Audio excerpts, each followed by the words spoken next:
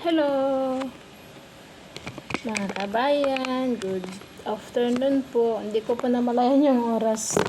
1:30 na po pala sa busy trabaho po. Hindi na namamalayan. Kain po tayo mga kabayan.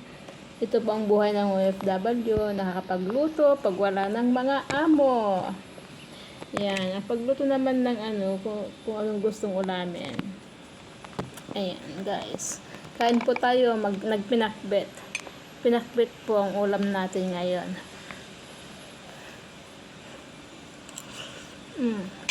Ang sarap. Kain tayo mga idol. Nahulog yung kanin.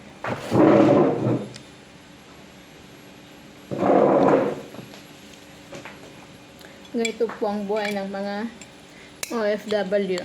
May time magluto ng pagkain ng Filipino foods pag walang mga amo.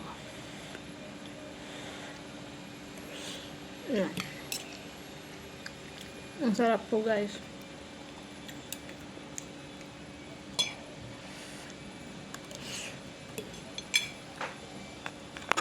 Kain po tayo.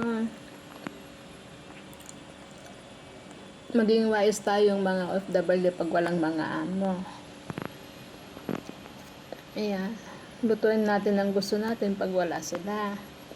Dahil pag nandyan na naman sila, hindi naman tayo makapagluto ng gusto natin. Di ba mga kabayan?